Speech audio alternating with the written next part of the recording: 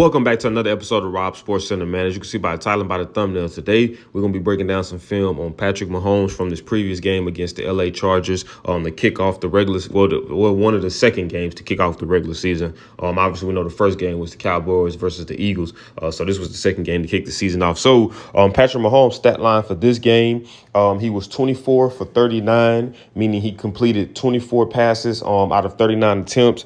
He threw for 258 yards, 1 touchdown, no interceptions. Rushing, he had 6 carries for 57 yards, averaging 9.5 yards a carry for a touchdown as well.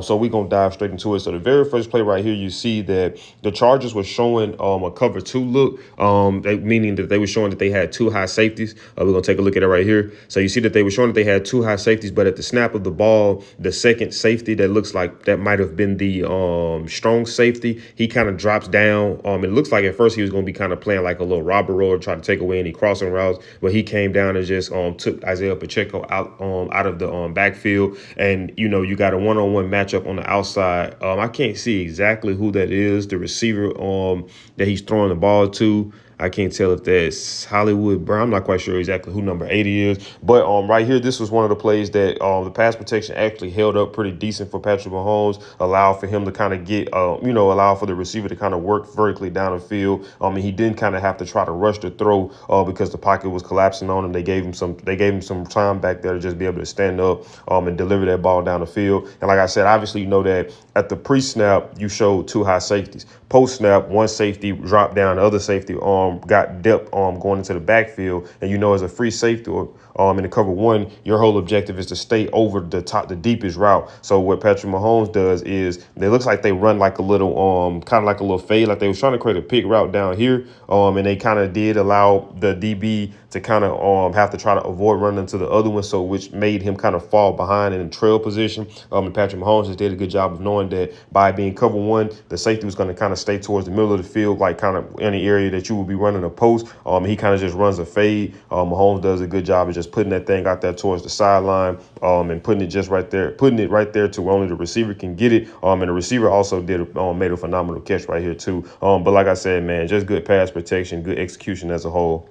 All right, so we got to have a situation. We got a 3rd and 8. So a couple things to kind of digest on this play right here. So for one, the importance of quarterbacks understanding exactly what it is they're looking at pre-snap in terms of defensive alignments or defensive coverages is very, very important, because it teaches you and you know how to attack it, right? Once you know the strengths of something, you know the weaknesses as well, so you know how to exploit it. Your whole thing will be just identifying it. So once you identify it, you already know exactly what it is that you're going to do on this play based off of what you're looking at and what you think that they're in. Now, granted, teams are good at disguising. You've seen on the previous clip where I was showing how they showed a cover 2, where they showed a 2 high look, and at the snap of the ball, the strong safety dropped down and the free safety got depth going back to a cover 1. So you do have pre-snap disguises. But if you're able to read and digest defensive alignment and defensive coverage as pre-snap, man, it kind of gives you a great idea of exactly what it is that you want to do. So for one, you realize that the Chargers are in man-to-man coverage. So in man-to-man coverage is very, very dangerous against quarterbacks that can get out of the pocket and extend plays, and I'm going to tell you why. So when you're playing zone, your eyes are always going to be on the quarterback. You're always going to be watching the quarterback, not necessarily a man. When you're playing man, your eyes are going to be on your man and not necessarily on the quarterback. Now, this is where it hurts you, because when your eyes are on your man, let's just say if they're running vertical routes or anything deep down the field, you don't get your head turned around to know that the quarterback is running up until it's too late, kind of just like on this play right here. So the receiver on the outside does a good job, has just a heads up play from him, that once he gets his head around and realizes that Patrick Mahomes is running, watch how he keeps running with his head back as if he's looking for Mahomes to throw the ball. I think that's Hollywood Brown, as if he's looking for Mahomes to throw the ball. So it takes the corner deeper and deeper and deeper downfield until he finally realizes, like, okay, man, this dude is running. But at this point, he's already got to the first down. So another thing you always will hear Coach Belichick always talk about when dealing with mobile quarterbacks, and even not necessarily mobile quarterbacks, guys that can maneuver the pocket too and step up and make throws and extend within the pocket, he will always say, do not run past the quarterback. So right here, they lose containment on the outside running past Patrick Mahomes. So Patrick Mahomes already know based off of pre-snap what they're in. He knows that they're in man covered. So when he drops back and he gets that opening, and this is why you have to be able to process things so fast as a quarterback. quarterback, because once he drops back and he gets that opening, his eyes immediately go from downfield to just putting the putting his head down and running for the first down. So that's just phenomenal awareness for him to know exactly what was going on that play. And just a strong finish towards the end. Now, I know I was saying that, Mahomes kind of tiptoes and utilized that sideline to his advantage a lot, So I would like to see him just either, declare himself as he's going out of bounds and give himself up, then, kind of running as if he's going towards the out of bounds. And then he's, he doesn't pull up, and now you run towards him and hit him, and now he's out of bounds. Now you get hit with an unnecessary roughness call. You know what I mean? So he's very good at working that sideline, and that's kind of what he does right here. The corner looks like he pretty much assumed that Patrick Mahomes was going to be going out of bounds, and even when you look at his positioning, he didn't even have a strong defensive position, a strong defensive base, just because he pretty much figured that Mahomes was going to be going out of bounds, and Mahomes caught him off guard at the last minute, put that shoulder down on him, and ran straight through him. So we got to have a situation right here, man. I always overemphasize the importance of the red zone. Whenever you come down to the red zone, because it's so hard to get there a lot of times, you want to be able to make sure that you're coming up with points. A deciding factor in a lot of games won and lost is your red zone success. Were you going down there and coming up empty-handed, or were you going down there and coming up with some form of points? So right here, the Chiefs run an RPO. You see that the offensive linemen were blocking forward as if it was a run play, opposed to them dropping back to block. Now, that's the dangers of the RPO, because now if you don't get that ball out your hands quickly, now you got guys downfield that will be deemed as ineligible men downfield. That's why the RPO is a very dangerous play, because you look at Khalil Mack, he does a good job at sealing off the edge and setting the edge, but Patrick Mahomes just tries to get a little crafty. He kind of hit him with the Kobe Bryant fakes. You know how in basketball, Kobe Bryant hit you with like 3 different pump fakes, and then when you finally go for it, that's when he'll shoot the jump shot. So Mahomes does the equivalent to that just in football. He pump fakes him right there. Khalil Mack does a good job at, getting in the lane and taking away that possible slant route. So he pump faked him the first time. He went forward, and then he pump faked him the second time just to kind of freeze him a little bit more and kind of just get an out leverage on him on his run play. And that way he had a straight shot to the pylon. The Juju Smith, that looks like that's on the outside, does a good job once again that once he realizes Mahomes is running, he just carries his man all the way down the field. And then once the corner realizes what was going on, Juju Smith just does a good job at being able to block, keep the guy blocked off, which gave Patrick Mahomes just a straight shot to the pylon. So we got another guy to have a situation right here. We got a 3rd and 5. And I like this play call from the Chargers in terms of how they kind of had things designed. So you remember on the previous clip, might have been the clip before, when I showed that he had that first down run, and I was talking about how important it is to be able to identify defensive alignments and defensive position in terms of pre-snap, because you can identify what it is that they're in, and you know exactly what you want to do, especially as a quarterback, because you already know the play. That's the advantage that the offense has on the defense. We're kind of trying to play guess it on where it is and kind of react to whatever it is that the offense is doing. So right here, they do a good job at disguising what they were in on this play. So if you look, you had a couple guys crowded up around the line of scrimmage. It looks like there was maybe 5 guys that you had around the line of scrimmage. So it was showing as if they were going to run a blitz up the middle. Let's take another look at that. Yeah, so there was about 5 guys that you had around the line of scrimmage. So they showed as if they were going to run a blitz up the middle, but at the pre-snap wise, right? Post-snap now you have, it looks like, how many of them drop back? You have 3 guys drop back into pass coverage. So now you send the safety on the outside, and then you send a corner from the slot. So now you're getting a 4-man pressure. It's just coming from different positioning, and that's what you have to do to throw off a quarterback like Patrick Mahomes. But right here, man, he goes into his magician bag and just makes something out of nothing, man. Just pretty much turns water into wine. And on this play right here, it wasn't necessarily bad blocking. Honestly, it just was throwing the offensive line for a loop because of what they seen pre-snap and what the defense did post-snap. So he just does a good job at being able to play off script. And these are the plays that I talk about when we talk about being able to play on script and off script. You think that when they drew this play up that they had this right here happening the way it happened in mind? Absolutely not. When they drew this play up, they drew this play up with the intentions of the offensive line is going to do what they need to do to block for us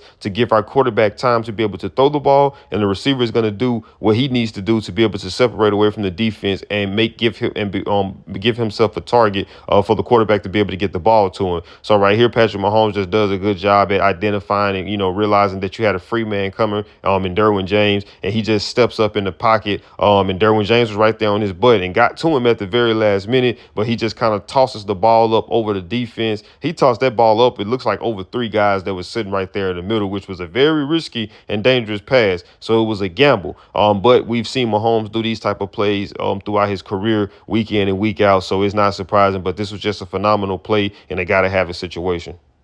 So this right here was a phenomenal draw up by Andy Reid, man. This was a phenomenal play call. And that's why I say a lot of times, too, I think that offensive play calling really just comes down to timing of when you're calling specific plays. So right here, we know that Kansas City runs a lot of bubble screens and things, RPOs and things of that nature. So obviously, this is one of those plays that you kind of set up, especially over the course of a game. So you send a guy in motion as if you were going to run some type of little wide receiver screen. And even if you look at the offensive lineman, because this is one of those things where everybody has to do their jobs in terms of selling this for it to be believable. So a lot of times when you have guys that have free shots at the quarterback, especially if it's multiple guys, more times than not, that's probably going to be a screen pass if it's not an all-out blitz. If you got maybe a 4-man rush or even a 5-man rush, or a 4-man rush with a blitzer, and you getting straight, and it's a couple of y'all getting straight to the quarterback, more times than not, you can pretty much probably guess that that's intentionally and not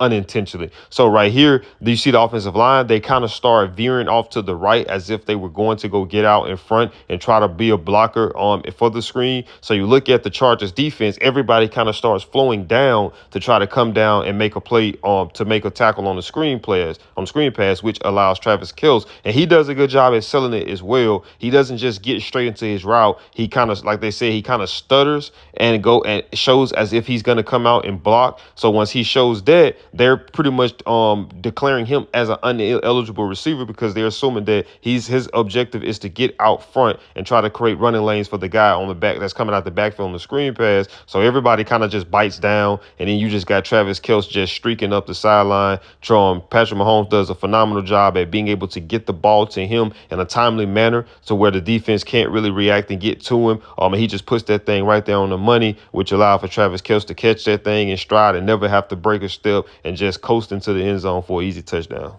So, man, once again, man, we see the magicianry that is Patrick Mahomes. So we gotta have a situation. We got a 4th and 7. And man, this dude just makes one of, a phenomenal throw. Like he's capable of making these type of throws play after play after play. So he's almost the equivalent to, that when I talk about those receivers, those guys that can take little 3-step slants, 3-step hitches, stop routes, out routes, little 5-yard out routes. They can take a simple route and turn it into this magnificent play. Same thing with running backs. They can take something that looks like a horrible play initially and makes, like I always say, turn water into wine with it. And Mahomes is the equivalent of that as a quarterback. Like even if you see the previous play where he was supposed to have been sacked, supposed to have been tackled, and he was able to get the ball off at the very last minute. Right here, man. Let me paint the picture of how difficult that this pass is, right? So you look at the fact that, for one, he rolls out of the pocket. So he's already on the run, meaning that he's not even able to get his feet really set or even get his shoulder aimed at the target. He kind of just has to throw with just raw arm strength. So he's running to the right, right? He's running to the right. You got a guy that's on your tail. You got Khalil Mack that's on your tail. He's running towards the out of bounds, right? He's running towards the out of bounds line. That's the direction that he's headed. And this man is able to throw back across his body to hit the guy down the field. And this was a pretty accurate throw, if you want to be honest. Now, just imagine had he been able to get his feet set, that would have been a much easier touchdown for I think that's Hollywood Brown. Oh, that would have been a touchdown. My bad. That would have been a touchdown because he would have been able to just run underneath the ball. But obviously, by him being under pressure, and him rolling out to the right, he wasn't able to get that same amount of strength that he would have been had he been able to set his feet, plant his feet, and get his shoulder squared up. But, man, this is another phenomenal throw right here, man. It kind of puts me in the mind of the throw he made in that Super Bowl, even though it was an incompletion against the Buccaneers, where this dude was falling to the ground and was able to get that ball down down the field. So that just showcases the arm strength that this dude has. Like I say, man, Mahomes, man,